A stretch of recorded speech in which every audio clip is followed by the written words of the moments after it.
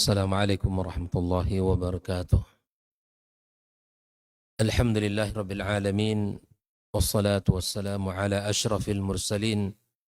Nabiyyina wa habibina Muhammadin wa ala alihi wa ashabihi ajma'in. Ashhadu an la ilaha illallah wahdahu la sharika lah.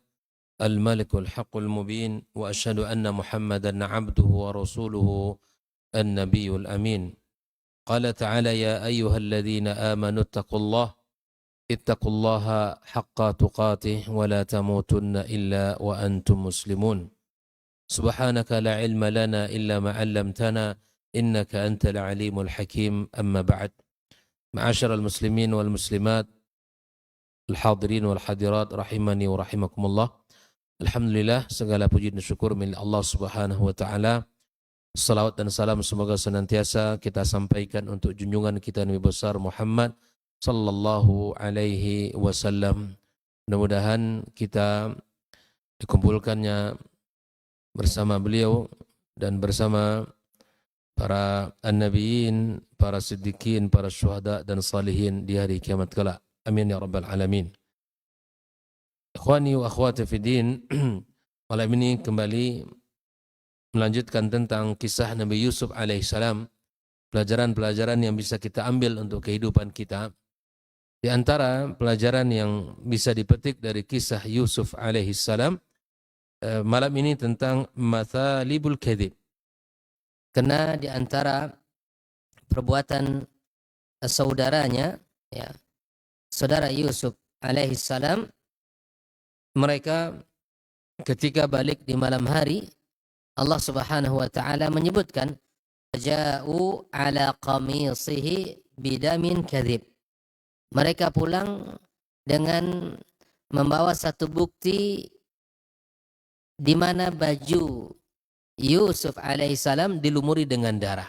Tapi darah ini bukan darah Yusuf alaihissalam, tapi darah binatang yang mereka potong lalu kemudian mereka sembelih lalu dilumurkan kepada baju Yusuf alaihissalam. Lalu kemudian inilah mereka datang kepada ayahnya dalam keadaan semuanya berpura-pura sedih, kemudian menunjukkan bukti bahwa Yusuf ya dimakan oleh serigala. Nah, apa bahaya kadzib di dalam kehidupan kita? Bagaimana pula Islam memandang? Di sini di antara pelajaran yang bisa disebutkan adalah mathalibul kadzib aktsar min an tuzkar. Saya menyebutkan bahwa darar, bahayanya dusta itu sungguh sangat banyak, ya, sungguh sangat banyak, ya, tidak bisa untuk disebutkan secara detail. Namun beliau menyebutkan beberapa dalil-dalil yang terdapat pada hadis-hadis Nabi sallallahu alaihi wasallam yang menyebutkan tentang bahaya dusta dalam kehidupan ini. Yang pertama, bahwa di antara bahaya dusta itu Rasulullah sallallahu alaihi wasallam menyebutkan, ya, di dalam sebuah hadisnya dari sahabat Nabi yang mulia Ubadah bin Samit, qala anna Nabi sallallahu alaihi wasallam qala admanu li sittan min anfusikum adman lakumul jannah. Jaminkan 6 perkara untukku, kata Rasulullah, dari diri kalian, aku jaminkan surga bagi kalian. Bayangkan bahwa ketika 6 perkara ini kita jaga dalam kehidupan, maka insya Allah surga itu dekat dengan kita. Karena Nabi SAW memberikan jaminan. Yang pertama, isdiqu idza hadastum. Jujurlah kalian kalau bicara. Nah, kalaulah seandainya dia tidak jujur dalam bicara, maka berarti surga jauh darinya. Inilah di antara bahaya.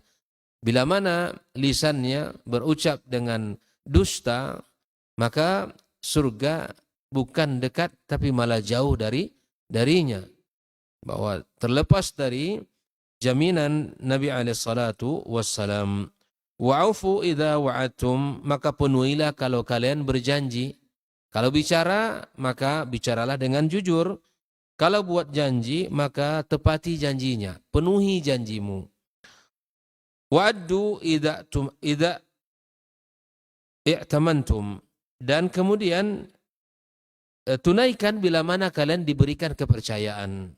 Wahfadhu furujakum, jaga yang ketiga, jaga kehormatan kalian, ya, itu kemaluan. Wa ghaddu absarakum, dan jaga juga pandangan kalian. Wa kaffu aydiyakum, maka jaga tangan kalian. Maka di sini ada 6 perkara. Pertama, jujur di dalam bicara. Yang kedua, memenuhi janji. Ketiga, menunaikan amanah.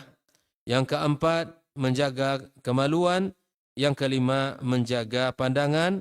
Yang keenam, menjaga tangan. Bila mana 6 hal ini yang ada pada tubuh kita, ya, dan ada pada sifat kita, maka Rasulullah SAW jaminkan surga baginya. Artinya bila mana ya dusta, kalau dia bicara dengan dusta, maka surga tidaklah dalam jaminan Nabi SAW. Ini yang pertama. Yang kedua, di antara bahaya dusta yang disebutkan Rasulullah SAW adalah fa inna sidqa tuma'ninatun wal kadhibu riba. Riba.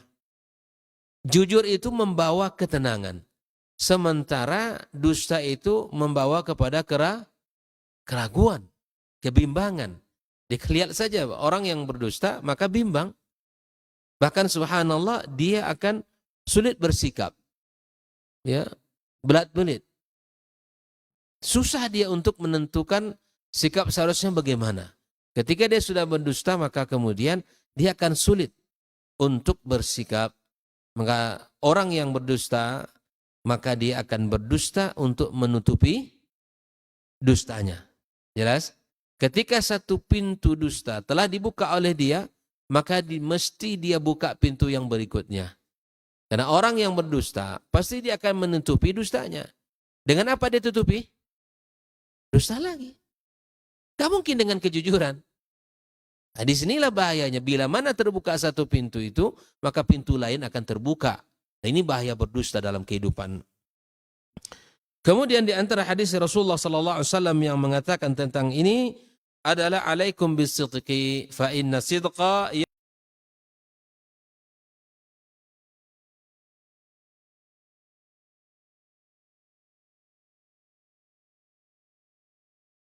yahdi ilal bir. Adalah kalian jujur, kata Rasulullah, karena kejujuran itu bahwa mengantarkan kepada kebaikan. Wal bir yahdi ilal jannah. Kebaikan itu akan mengantarkan ke dalam surga. Wa ma yazalur rajulu yasduq wa yataharra sidqa.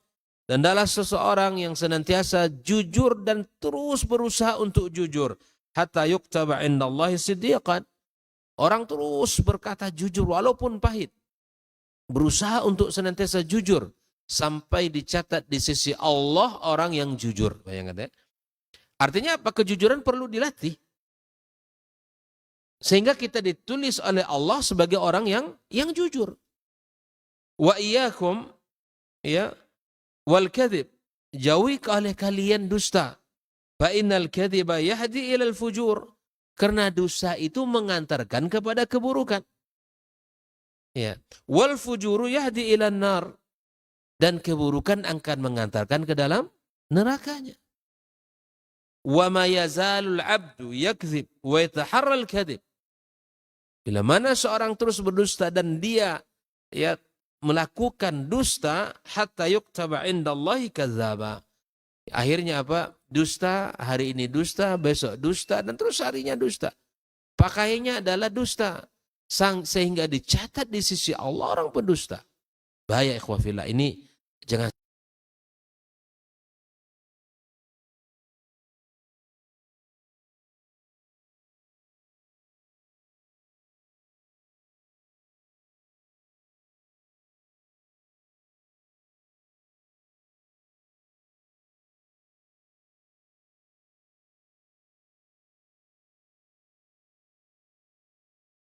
sampai kita termasuk dari golongan yang kedua ini. Ya, berdusta, kemudian terus akan terbiasa berdusta. Sampai tertulis di sisi Allah sebagai pendusta. Na'udzubillah. Maka bahayanya dusta itu akan membuka pintu-pintu dusta berikutnya. Ikhwafillah rahimakumullah. Di dalam hadis yang lain, ketika seorang hamba berdusta, la yazalul abdu yakdzib. Ketika terus dia berdusta, wa yataharral kadzib, fa yunkat fi qalbihi nuqtatan sauda. Ternyata ikhwah fillah, gelapnya hati seseorang tidak terlepas dari peran dusta. Maksiat secara umum, bila mana ia kerjakan, maka akan memberikan pengaruh buruk di hati seseorang. Ya subhanallah, secara umum maksiat apa saja? Maksiat dosa mata, ya kemudian telinga, lisan. Secara umum apa saja dosa yang dilakukan oleh seorang hamba, maka kemudian akan berakibat pada hatinya berbintik hitam. Fanuqitat nuqtatan sauda hatta yaswad qalbuh fayuktab indallahi minal kadhibin. Sehingga hatinya itu hitam semuanya karena banyaknya dosa dusta yang telah ia kerjakan, yang telah ia lakukan, sampai tertulis di sisi Allah dia sebagai pendusta. Na'udzubillah. Ya. Maka siapapun di antara kita berpotensi untuk berdusta. Nah, oleh karenanya ikhwafillah, bertaubatlah segera bila mana ini terjadi. Segera kita akui kesalahan kita di hadapan Allah Azza wa Jalla. Disengaja maupun tidak. Ya, diketahui ataupun tidak diketahui. Diketahui pasti ya, mendusta orang pasti dia sadar. Ya. Wa an Abi Barzah marfu'an, dari Abi Barzah, ala innal kadhib, ya, sesungguhnya dusta itu ikhwafillah, ya, yasudul wajh atau yusawidul wajh, membuat wajah ini menghitam. Tidak putih, artinya tidak bersinar, walaupun mungkin kulitnya tidak putih tapi wajahnya bersih, gitu ya. Wajahnya bersih. Wan namimah adzabul qabr. Nah, namimah itu adalah sebab di mana seseorang akan diazab di dalam kubur. Nah, dusta sekali lagi menghalangi seseorang untuk mendapatkan jaminan surga. Kemudian dusta itu akan mengantarkan kepada dosa, dan dosa mengantarkan ke dalam neraka. Bahaya dusta, ya, maka akan menghitam hatinya, ya, akan menghitam hatinya sehingga seluruh hatinya menghitam karena banyak dusta, tertulis sampai ditertulis sisi Allah sebagai pendusta besar. Di dalam hadis yang marfu' ini, maka dusta ternyata menghitamkan wajah. Menghitamkan wajah. Tidak berseri wajahnya. Tidak terlihat, ya, walaupun dia tidak terlalu putih, tapi wajah seseorang yang saleh akan memancarkan, ya, keindahan di wajahnya. Bila mana dia beramal saleh, ditambah dengan salat malamnya, ditambah dengan kejujuran, itu akan memancarkan, ya, keceriaan, ya, di wajah seorang akan nampak. Ya, itu tanda dari orang yang diterima amalnya oleh Allah Subhanahu wa taala. Hadis yang masyhur, Nabi mengatakan ayatul munafiki thalathun. Hadis masyhur ini, hadis yang sering kita ulang-ulang dalam riwayat Imam Muslim, tanda orang munafik itu ada 3. Idza haddath kadzab atau kadzib. Kalau dia berbicara, pakaian bicaranya itu dusta. Wa idza wa'ada akhlaf. Kalau berjanji pasti mungkir. Tidak ada dia tepat janji sekalipun. Buat janji, ingkar janji. Buat janji, ya, kemudian dia langgar janjinya. Lalu wa idza ahada ghadar, beri amanah, lalu dia khianat. Tidak menjadi orang yang amanah. Di dalam hadis yang lain, bahwa di antara dosa yang paling dibenci oleh Rasulullah adalah dusta. Makana min khuluqin au makana min khuluqin abghad ila Allah ila Rasulillah minal kadhib. Tidak ada perilaku akhlak yang paling dibenci oleh Rasulullah melainkan dusta. Orang dusta itu menyakitkan memang. Tidak ada sikap perilaku yang paling dibenci oleh Rasulullah alaihi salatu wassalam melainkan dusta ini. Ya. Mattala ala ahadin min dzalika bisyai'in fayakhruj min qalbi hatta ya'lama annahu qad ahdatha taubah. Nah, sampai dia bertaubat kepada Allah Subhanahu wa taala, barulah, ya, dia, ya, termasuk orang-orang yang terbebas dari benci, terbebas dari apa? Dari ancaman-ancaman yang disebutkan tadi. Maka oleh itu ikhwafillah rahimakumullah, di antara hal 3 perkara, ya, yang mana Allah tidak mau berbicara nanti di hari kiamat. Dengarkan hadis ini luar biasa. Thalathatun la yukallimuhumullahu yawmal qiyamah wa la yuzakkihim wa la yanzuru ilaihim wa lahum adzabun alim. Ada 3 golongan manusia. Allah tidak mau bicara kepada mereka di hari kiamat. Allah tidak mensucikan mereka. Allah tidak melihat kepada mereka di hari kiamat. Walahum adzabun alim, bagi mereka azab yang pedih. 3 kelompok manusia ini, ancamannya 1, Allah tidak mau bicara. Alangkah meruginya. Di hari itu Allah tidak pandang dia. Yang kedua, Allah tidak sucikan dia. Allah tidak lihat dia. Dan baginya azab yang pedih. Siapa? Syekhun zanin. Siapa? Orang yang sudah tua berzina. Kenapa tidak orang tua? Iya, orang tua seharusnya sadar. Apalagi sudah menikah. Orang tua sadar dirinya akan mati. Sudah tua, tidak memiliki tenaga. Tidak memiliki kekuatan. Rambut sudah memutih, kemudian kulit sudah mulai keriput. Tenaga sudah mulai berkurang, tapi dia melakukan zina. Waliyadzubillah. Maka ini ancamannya, Allah tidak mau bicara, Allah tidak mensucikannya, Allah tidak melihatnya. Dan Allah sediakan baginya azab yang pedih. Syekhun zani. Orang yang tua berzina.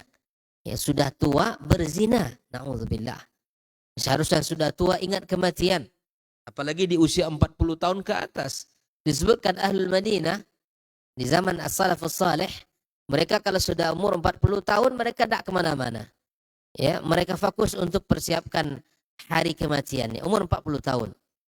Disebutkan oleh para ulama sebagian bahwa di antara kebiasaan Ahlul Madinah, mereka kalau sudah 40 tahun tidak ada lagi cerita berfoya-foya, kemudian jalan sana jalan sini, tidak. Fokus dalam ibadah kepada Allah Azza wa Jalla. Seharusnya usia tua melihat di kaca bahwa muka sudah mulai keriput, wajah ya sudah mulai menua, ya rambut sudah mulai memutih, tenaga sudah mulai hilang. Sudah, ingat ini adalah peringatan. Ini adalah peringatan Allah bahwa dia akan berakhir di dunia ini.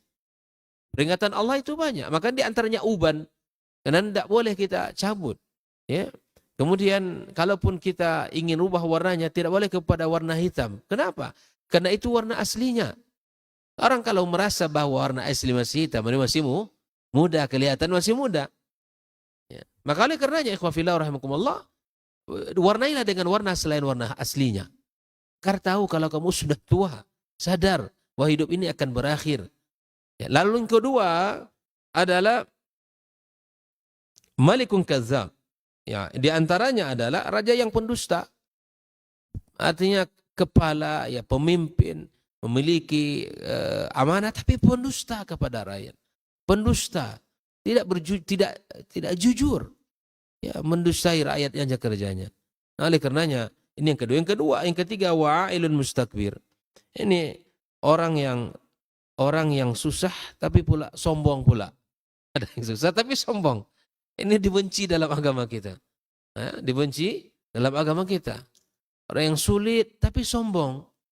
Ya subhanallah. Nah oleh karenanya Nabi mengancam dengan ancaman yang luar biasa. Hadisnya rawahu Muslim. Hadis rawahu Muslim. Diancam oleh Nabi SAW dengan yang pertama, Allah tidak mau bicara, Allah tidak mensucikan, Allah tidak mau melihat, dan baginya azab yang pedih. Maka ini adalah standar yang mesti kita miliki. Hadis berikut ini kata Rasulullah SAW, ya kafa bil mar'i kadhiban au bihasbil mar'i minal kadhib, cukup seseorang dikatakan sebagai pendusta. Kapan? Ayuhadditsa bikulli ma sami'. Ya, membicarakan, bercerita terhadap apa yang ia dengar. Terus. Makanya di dalam hidup ini tidak perlu kita mengomentari apa semua yang kita dengar, semua yang kita lihat. Karena belum tentu, apalagi di media sosial. Kita tidak tahu mana yang benar, mana yang salah. Tidak pasti sama kita. Maka cara yang bijak menyikapi semua itu apa? Lebih baik tidak komentar.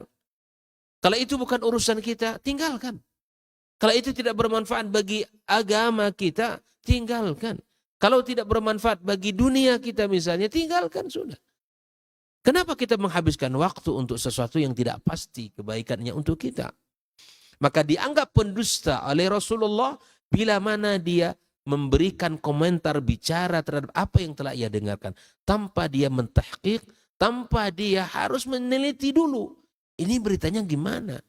Makanya di antara hal yang dibenci oleh Nabi SAW, apa? Qila wa qala. Dibenci oleh Allah dalam hidup ini. Katanya begini ya. Habis waktunya. Kata fulan itu katanya begini-begini. Kita tidak dituntut di sisi Allah untuk penilaian manusia. Yang dituntut apa? Penilaian terhadap diri kita. Tidaklah kita ini dituntut seperti apa dulu kamu mandang fulan. Dah. Ya akan ditanya bagaimana kamu di dunia. Seperti apa amalanmu? Seperti apa bekalmu? Bukankah manusia dalam hidup ini Nabi mengatakan dua kelompok. Ketika dia menceritakan kepada Ka'ab ibn Ujrah. Ya Ka'ab an-nasu ghadiyani. Wahai Ka'ab, manusia itu ada dua jenis. Jenis yang pertama apa? Jenis yang membeli dirinya dengan amal saleh. Dengan ketaatan. Dengan apa yang Allah cintai.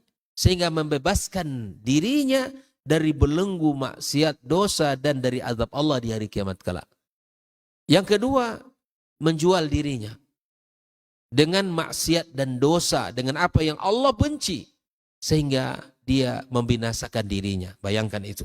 Jadi setiap pagi di saat matahari terbit sampai terbenam di sore hari, ya sampai kita istirahat di malam hari, kita ini melakukan transaksi dalam kehidupan kita. Transaksi amal. Cuman dua saja. Amal imma baik atau imma buruk. Kalau baik berarti dia membebaskan dirinya dari belenggu, ya belenggu siksaan Allah Azza wa Jalla. Kalau dia membeli transaksinya transaksi maksiat, dosa, kemungkaran, berarti dia membinasakan dirinya sendiri. Makanya di hari kiamat kelak akan diberikan mimbar kepada syaitan, kepada iblis untuk menyampaikan khutbahnya. Apa yang dia sampaikan? Yang disampaikan jangan salahkan kami. Tapi salahkan diri kalian. Kami memang menggoda. Kenapa kalian ikut? Kenapa kalian mengikuti godaan kami, rayuan kami? Salah kalian. Jangan salahkan siapa-siapa. Di hari itu diminta keadilan, diminta kami dulu dirayu oleh syaitan. Begitulah di hari kiamat. Maka oleh karenanya tidak perlu kita komentari apa yang kita dengarkan. Nah, apalagi berita-berita hari ini yang simpang siur, yang tidak pasti bagi kita kebenarannya. Ya. Maka oleh karena itu lebih baik diam. Gantilah komentar itu dengan tasbih, ganti komentar itu dengan takbir, tahmid, tahlil, itu lebih afdal. Istighfar kepada Allah Azza wa Jal. Memperbanyak kita bertaubat. Banyak minta ampun kepada Allah itu lebih mulia. Daripada kita komentar sana sini. Membuat hati kita ini kasar. Membuat hati kita kotor. Membuat hati kita tidak peka dengan kebaikan. Ya, bayangkan. Apalagi jamaah kalau suka mengomentari ustadz. Ustadz itu begini-begini. Ustadz itu begini katanya begini. Sibuk diri kita mengatakan katanya. Sibuk diri kita mengatakan fulan itu begini. Yang dia sendiri tidak pernah dia evaluasi. Yang mudah dia evaluasi orang lain. Ini bukanlah sesuatu yang terpuji dalam agama kita. Sehingga Nabi katakan, ya, cukup seorang dianggap berdusta bila mana dia mengomentari ayu hadis bi kulli ma sami'. Dia ucapkan, dia sampaikan terhadap apa yang dia dengar tanpa dia tahqiq, teliti terlebih dahulu apakah itu benar atau tidak. Naam. Maknahu az-zajar 'an at-tahdits bi kulli ma sami', fa innahu yasma' fil 'adati as-sadiq wal kadhib. Nah, ini ada sebuah peringatan agar kita hati-hati dengan setiap apa yang kita dengar, ya alhamdulillah. Bisa jadi kita dengar itu benar, bisa jadi ya hanya dusta. Apalagi di dunia media sosial hari ini, kita tidak tahu mana yang benar, mana yang tidak. Maka ahbatifillah, di dalam agama kita dituntun untuk menahan lisan. Sampai Nabi mengatakan mayyat man lima baina lihyaihi wa baina fakhidai atman lahul jannah. Ya kan? Hadis Nabi itu. Barang siapa yang menjamin ya lisannya kata Rasulullah dan menjamin kemaluannya, ya tidak letakkan kecuali pada hal yang halal baginya, atman lahul jannah. Mau masuk surga enggak? Kalau ingin masuk surga jaga lisan. jaga kehormatannya. Uqbah ibn Amir pernah bertanya kepada Rasulullah sallallahu alaihi wasallam, Uqbah ibn Amir, "Ya Rasulullah, man najah?" Wahai Rasul, apa jalan keselamatan itu? Ditanya Nabi kita alaihi salatu wasallam oleh beliau. Nabi mengatakan, "Amsik alaika lisanak." Wahai Uqbah, kalau ingin kamu selamat, amsik alaika lisanak. Apa itu artinya? Tahan lisanmu. Lisan ini adalah bisa menjadi sarana membinasakan atau dia juga bisa menjadi sarana untuk memuliakan dirinya di sisi Allah. Ya, maka ini pesan Nabi, menjaga lisan. Tidak mudah-mudah kita berucap, berkata sesuatu yang kita tidak tahu kebenarannya. Ya. Sampai Nabi mengatakan, "Man kana yu'minu billah wal yaumil akhir." Lanjutkan. "Falyakul khairan aw liyasmut," kata Rasulullah.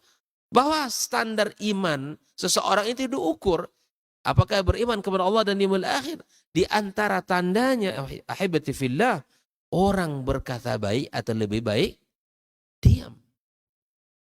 Umar mengatakan, "Man kasura kalamuhu kasura khata'uhu."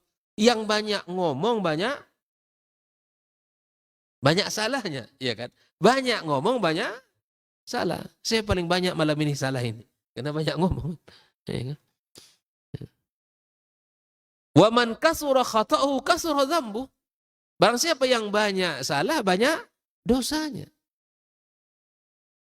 Tapi ada sebuah pelajaran bahwa di dalam kehidupan ini terkadang kita salah. Terkadang kita salah. Makanya orang yang salah diam lebih ringan risikonya daripada salah bicara. Misalnya nih, kita salah nih, tapi ini banyak ngomongnya. Ini konsekuensinya berat. Karena tafsiran nanti ditafsirkan nanti ucapan dia. Berat konsekuensinya. Yang fulan juga salah, tapi dia diam, enggak banyak, enggak berat konsekuensinya. Ya karena ya, dia diam. Makanya orang yang salah ketika diam lebih ringan daripada salah ketika bicara. Ini kaidah dalam kehidupan kita ya, fillah. Apalagi dalam agama. Dianggap pendusta kalau banyak ngomong. Ya. Kalau banyak ngomong. Ya. Jangan banyak bicara kalau kita tidak tahu pasti itu kebenaran. Apalagi dalam mengomentari seseorang atau dalam perkara agama. Jangan. Tahan. Kalau kita tidak tahu sudah. Makanya kata Rasulullah kepada Uqbah ibn Amir, "Amsik alaika lisanaka." Ketika dia bertanya tentang man najah, apa jalan keselamatan itu wahai Rasul? Pegang, tahan lisanmu, kata Rasulullah sallallahu alaihi wasallam. Dan Nabi juga mengatakan bahwa tidaklah orang dicampakkan ke dalam neraka, ya disungkurkan wajahnya ke dalam neraka, illa hasaidu alsinatihim, kecuali itu adalah hasil dari lisannya itu sendiri. Banyak orang terseret oleh lisan ini. Ya, banyak orang terseret ke dalam neraka Allah, ya, karena lisan. Karena lisan. Oleh karena itu ya habibillah, kita minta ampun kepada Allah Subhanahu wa taala. Dulu generasi salafus salih kita, dia tahan lisan setiap pagi. Ya, dia bicara kepada lisannya, tahan lisan, tahan. Jangan bicara sembarangan kamu. Dialogkan sama dia kepada lisannya. Karena apa? Kalau lisannya lurus, lurus semua anggotanya. Kan kalau bengkok, bengkok pula semuanya. Artinya kalau terjaga lisannya, insya Allah amalan lain juga akan terjaga. Oleh karena itu, kita mesti menjaga lisan kita. Jangan sampai kita mudah untuk berdusta. Karena bila mana satu pintu dusta terbuka, pasti pintu dusta berikut akan terbuka. Bila mana dia telah berdusta, pasti bisa dipastikan dia akan menutupi dustanya dengan dusta yang baru dan seterusnya. Dan seterusnya. Tapi ingat, orang pendusta mudah terbongkar. Kenapa? Disebutkan ya hablul kadhib qasir. Tali pendusta itu, orang yang pendusta itu pendek, mudah terbongkarnya, Bang. Kalau terdusta. Maka lebih baik jujur saja. Nyaman, hati tenang, ya, tidak ragu, tidak bimbang. Ya, tidak banyak nanti ya konsekuensi yang akan dia terima. Taib. Ahibati fillah. Nah, di antara pembahasan di sini, lanjutan pembahasan dusta itu, la yasluhul kadzib illa fi thalathin. Nah, ini dia. Apakah semua dusta itu dilarang, Ustaz? Ada 3 yang dibolehkan. Ya kan? Kita baca ya. Qala Rasulullah sallallahu alaihi wasallam, la yasluhul kadzib illa fi thalathin. Tidaklah dianggap berdusta, itu ya. Ya, tidaklah dianggap dia berdusta pada 3 perkara ini. Walaupun para ulama menyebutkan bukan kadzib yang makna kita pahami tadi, tapi seperti tauriyah. Ya. Yang pertama, ar-rajulu yakdzib fil harbi wal harb khida'. Seseorang boleh mengatakan sesuatu yang berbeda dengan yang sesungguhnya. Itu ketika berperang. Karena berperang itu ya tipu muslihat. Masa kita jujur dalam berperang, ya kan? Nah, habis kita sama musuh. Nah, menyebarkan isu kepada musuh bahwa kita menyerang di waktu fajar misalnya nih. Ya, sebarkan berita-berita ya agar mereka siaga di waktu pagi. Padahal tidak. Ini dibolehkan. Ya, kalau kita jujur dalam medan pertempuran ya habis kita. Ya kan? Maka boleh ketika berperang itu bersiasat. Ya, bersiasat bahwa kita melakukan sesuatu yang tidak seperti yang kita sebarkan. Taib. Yang kedua, yang tidak dianggap dusta, ya, walaupun dia seperti berdusta, adalah warrajulu yakdzib bainar rajulaini liyusliha bainahuma, yaitu seseorang berdusta antara 2 orang yang sedang bertikai untuk membuat mereka berdamai. Nah, nih. Kita misalnya nih, kita tahu si fulan dengan si fulan sedang bertikai. Ya, sedang ya, tidak akur. Lalu kemudian sahabat, mereka bersahabat. Yang A bersahabat dengan B, A bersahabat dengan C, semua bersahabat.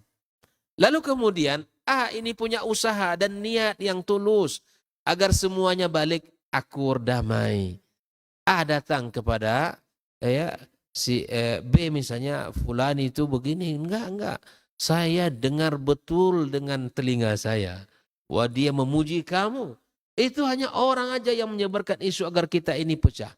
Boleh itu. Pergi lagi dia ke CC mengatakan, saya mendengarkan dia memuji kamu kok. Tidak seperti itu yang dia maksud. Kalaupun kamu dengarkan katakan, oh iya begitu. Enggak, saya dengar. Dia kuatkan saudaranya agar hilang kebencian, hilang hasad, hilang amarahnya. Mau enggak kamu saya pertemukan kalian berdua, kita udah damai akur. Tapi ternyata subhanallah yang membuat kalian ini saling bermusuhan ini karena lisan orang lain. Padahal memang ia ngomong begitu ya. Dia betul-betul terjadi apa yang dia omongkan begitu. Tapi ingin mendamaikan 2 orang yang sedang bertikai dibolehkan. Dibolehkan untuk ya mengatakan sesuatu yang bukan pada hakikatnya, pada sebenarnya. Ini dibolehkan dalam agama. Yang ketiga apa? Warrajulu yakdzib lil mar'ati liyurdiyaha bidzalika. Seorang suami mengatakan sesuatu kepada istrinya ya agar istrinya ridha. Tapi ini bukan untuk berkhianat ini ya. Jangan salah ini. Bukan untuk membohongi istri, bukan ya. Bukan untuk membuat dia kita tipu, bukan itu maksudnya. Nah, di sini dijelaskan oleh Syekh bahwa Al-Imam Ibnu Jauzi menukil perkataan Imam Jauzi, wadhabitu, ingat, kata dia rumusannya begini. Di apa misalnya gimana Ustaz batasannya seorang laki-laki bisa mengatakan sesuatu yang tidak sebenarnya kepada istrinya. Nah, pada bab apa? 1. Dhabituhu, rumusannya, anna kulla maqsudi mahmud la yumkin atawassul ilaihi illa bil kadzib fa huwa mubah. Setiap tujuan yang terpuji tidaklah bisa kita capai tujuan itu kecuali dengan berbohong, maka boleh. Itu dibolehkan. Nah, contoh misalnya untuk mendapatkan hati istri, biar dia tidak tersinggung, dia sudah masak, ya kan? Kemudian ternyata sedangkan semangat masaknya, ya salah perhitungan gitu kan. Imma kebanyakan garam atau kurang garam misalnya. Misalkan seorang perempuan bisa suka nanya, gimana masakannya bang? Mantap. Nah itulah, mantap. Pokoknya mantap aja sudah. Ya kan, kalau bisa masak lagi kayak gini, gitu. Walaupun di hatinya, sudah 10 tahun menikah buat ini aja tidak bisa gitu kan. Dalam hatinya. Tapi tidak disampaikan. Kalau disampaikan nanti tidak tercapai tujuan baik itu. Justru malah berantem. Nah ini maksudnya dalam bab-bab yang seperti ini ya. Bukan yang mengkhianati istri dalam hal yang lain, bukan. Ya, dalam bab makanan, kemudian di dalam hidangan, hal yang mubah. Maka apa saja dengan tujuan yang baik ya, dan tidaklah tercapai tujuan itu melainkan harus dia berdusta, fawa mubah in kana dzalikal maqsud mubahan. Kalau maksud dan tujuannya itu adalah mubah. Wa in kana wajib fawal wajib. Kalau mesti wajib berdusta maka dia hukumnya wajib. Kan kita tahu kaidahnya, ma la yatimul wajib illa bi fawa wajib. Sesuatu yang wajib tidak sempurna kecuali dengannya, maka hukum untuk sesuatu itu wajib untuk kita lakukan. Ya kan? Wudu, hukum asalnya wajib apa sunnah? Wudu, berwudu. Enggak berwudu. Berwudu, hukum wudu apa? Bukan wudu salat, bukan ini. Berwudu apa hukum asalnya? Ya sunnah. Ya, siapapun boleh berwudu, siapa boleh tidak. Tetapi hukum wudu menjadi wajib ketika salat tidak sah tanpa, ini kaidah tadi. Ma la yatimul wajib illa bihi fahuwa wajib. Salat wajib kan? Wajib. Ya kan? Maka dia tidak sempurna dan tidak sah salatnya kecuali dengan wudu, maka hukum wudu itu jadi wajib. Jadi apa saja yang bisa mengantarkan kepada satu hukum, maka dia sebagai sarana itu yang hukum asalnya tidak wajib menjadi wajib. Bila mana kita menginginkan ridha terhadap pasangan kita, ya akur, harmonis, baik, kita mesti ya bisa memberikan, tak boleh. Sekarang kita terlalu jujur pula bab itu kan. Ya. Padahal dibolehkan untuk tauriah, untuk mengatakan pada hakikatnya. Ya, untuk mendamaikan dua orang nggak bisa jujur, Pak. Kalau jujur kelahi dia. Nggak bisa. Ya, benar kok, memang itu yang diucapkan. Ya, tambah panas kawan tuh. Ya kan? Ya, ngomong lagi yang ke sana. Gimana, benar nggak? Ya, benar sekali. Saya pastikan 100% dia ini ngomong. Ya, jangan begitu. Kalau kita begitu nanti nggak jadi damai orang ini. Maka boleh kita untuk mengatakan kalimat tauriah yang sehingga amarahnya itu menurun, tensinya itu turun sudah. Ya, bisa emosi, kemudian sakit hatinya bisa hilang. Gara-gara ya kita bisa membuat dia berubah karena dengan kalimat-kalimat kita tadi. Nah, oleh karena itu Al-Imam Ibnu Muflih mengatakan fa innahu yajibul kadhib idza kana fi ismatu muslimin al-qatl. Maka wajib berdusta kapan? Ketika menjaga diri seseorang, menjaga jiwa seseorang. Misalnya ada orang mencari membunuh nih, ya kan? Kita tahu yang dicarinya si fulan, ya kan? Kita tahu. Maka wajib kita berdosa, boleh kita berdosa untuk menyelamatkan nyawa saudara kita itu. Bapak nampak enggak namanya? Saya dari begini, dari daerah ini, saya mencari nama sepulan dari sana. Ya, dia di rumah kok katanya. Cari aja tuh di rumah. Ini namanya tidak menyelamatkan saudaranya. Maka oleh karena itu, boleh dalam bab ini kata Ibnu Muflih dalam kitab Al-Adab Asy-Syar'iyyahnya dibolehkan, bahkan justru dianjurkan untuk berdusta. Nah, ahbati fillah, kemudian bahkan dibolehkan oleh kebanyakan para ulama, itu dianggap tidak tercela dalam agama kita. Oleh karena itu, ahbati fillah, ini adalah 3 hal yang dibolehkan untuk seseorang boleh berdusta, dalam artian bukan dusta dalam makna yang kita pahami dalam agama, tapi ini sebagai tauriah yang ungkapan itu ada tujuannya, bisa membuat ridha istrinya, membuat dua orang yang sedang bertikai ya, kemudian membuat musuh tertipu dengan tipu muslihatnya. Wallahu taala alam, kita dengarkan azan sejenak insyaallah.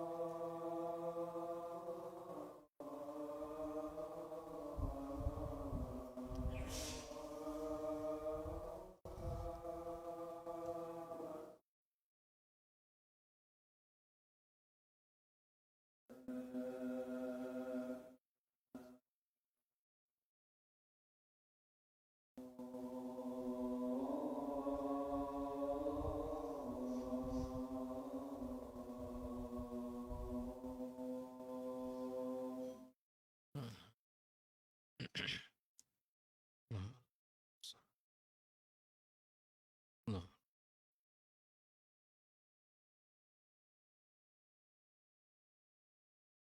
No.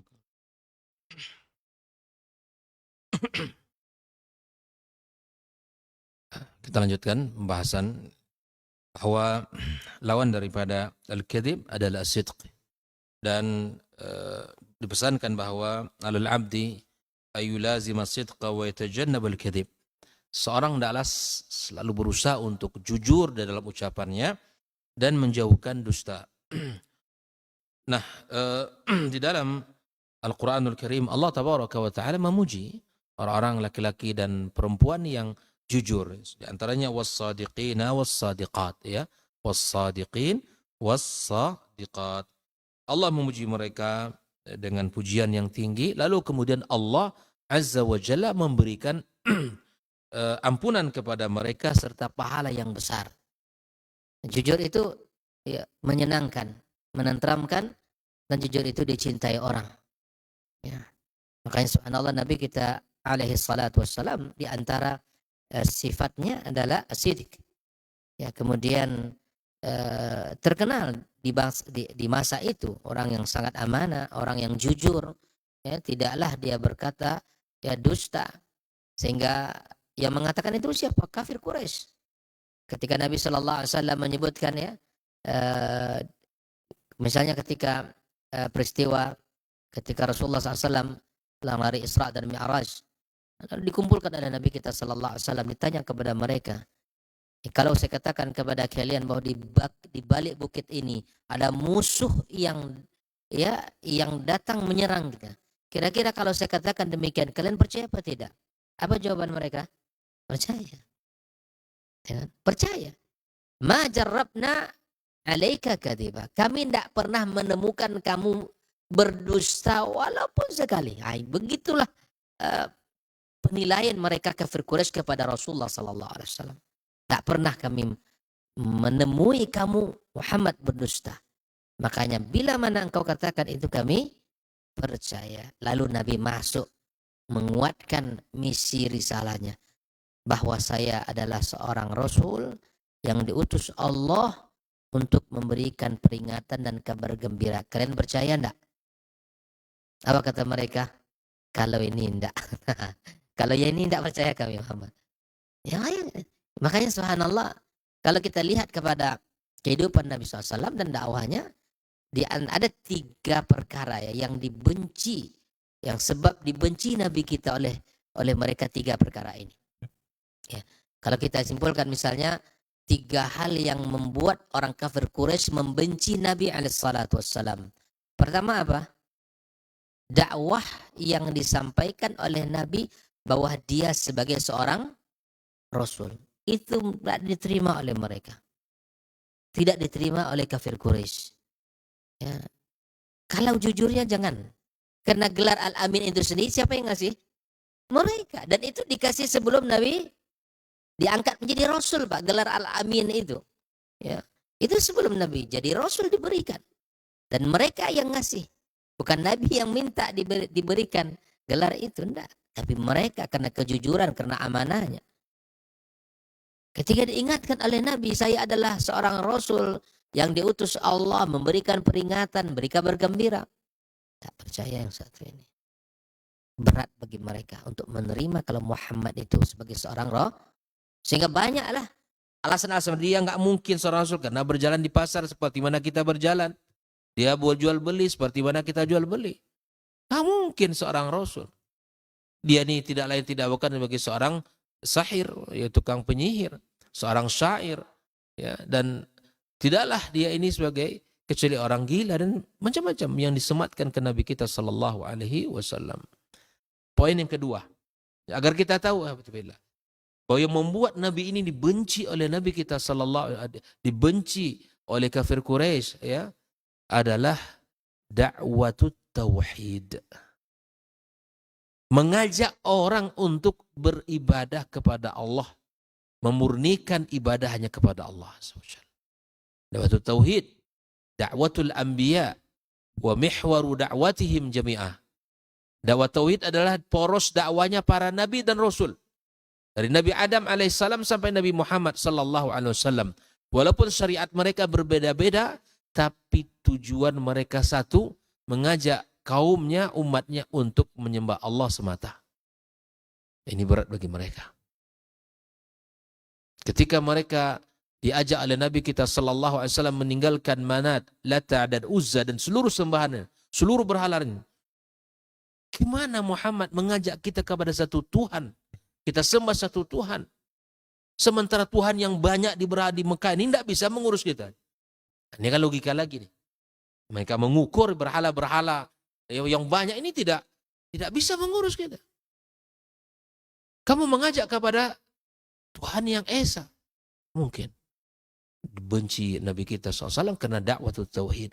Makanya sampai hari ini siapapun yang mendakwakan dakwah tauhid, ya, maka dia dilabeli dengan berbagai macam cobaan. Ya. Imam Ahmad, seorang imam, ya, Ahlus Sunnah, dia juga dituduh macam-macam. Syekhul Islam Ibnu Taimiyah ketika kuat mendakwakan dakwah tauhid, maka dia dilabeli dengan bermacam-macam. Ahlul Kalam khususnya. Ibnu Taimiyah ya berhadapan dengan Ahlul Kalam, ya, dan semua ya apa yang mereka katakan dibantah oleh Syekhul Islam Ibnu Taimiyah. Apa saja sekte-sekte yang menyimpang dalam agama kita dibantah oleh Syekhul Islam Ibnu Taimiyah dengan tulisan buku. Dengan tulisan. Jadi mereka, misalnya orang Ahlul Kalam, orang filsafat, mereka mengatakan bertentangan antara nakal dan akal. Ditulis oleh beliau Dar'u Ta'arudil Aqli wa Nakal. Jilidnya pun. Kata para ulama, tidak bisa membaca buku ini kecuali dengan guru. Karena nanti tidak sampai level pemahaman kita. Tinggi bahasanya. Misalnya orang-orang yang tidak mencintai sunnah Nabi. Seperti orang-orang Syiah misalnya. Maka ditulis oleh beliau Minhajus Sunnah. Ya. Orang-orang Yahud dan Nasrani ditulis oleh beliau buku. Dibantah secara ilmiah. Makanya kalau kita baca buku, ada buku Pak. Al-Ulama Al-Uzzab. Ditulis, dikumpulkan para ulama-ulama yang tidak sempat menikah. Termasuklah Syekhul Islam Ibnu Taimiyah. Tidak sempat dia menikah, memikirkan perempuan itu tidak sempat. Tapi apa? Karyanya itulah yang menjadi buah hidupnya. Ini kalau kayak kita nggak punya karyanya, nikah aja lah gitu. Nggak ada karya buku satu pun dan nikah aja lah sudah. Kalau mereka dulu tuh nggak ada. Mereka subhanallah nulis buku. Ceritanya tidak ada hidupnya untuk agama Allah Subhanahu wa taala. Karya-karya yang sangat banyak. Ya sampai karya-karya itu menunjukkan bahwa keberkahan usia keduanya. Al-umru tsani, usia kedua seseorang setelah dia meninggal dunia. Maka oleh karenanya Imam siapa lagi? Ibnu Qayyim rahimahullah taala. Syekh Muhammad Ibn Abdul Wahhab ya, dituduh suka membunuh, suka mengkafirkan. Apa lagi? Suka ya memfitnah dan memurtadkan orang. Nada. Bahwa dakwah tauhid yang didakwakan oleh beliau adalah dakwah untuk mengajak orang memurnikan. Makanya musuh yang paling banyak adalah ahlu syirki wal bidah. Karena tersinggung penyakitnya. Yang menjadi tantangan besar orang-orang pelaku syirik adalah dakwah Syekh Muhammad Ibn Al-Wahhab. Kenapa? Karena mengkeramatkan ini dan itu. Meminta kepada orang yang meninggal dunia. Tabarruk kepada kuburan orang saleh. Ya itu semua dibersihkan. Ketika Jazirat Arab ya ketika itu maka kemudian Allah hadirkan seorang alim yang mengembalikan tauhid, memurnikan tauhid sampai dibenci dengan berbagai macam-macam tuduhan dan fitnah. Dituduh dengan suka memenggal leher orang yang azan. Tuduhannya apa? Dipenggal lehernya orang yang azan menggunakan innallaha wa malaikat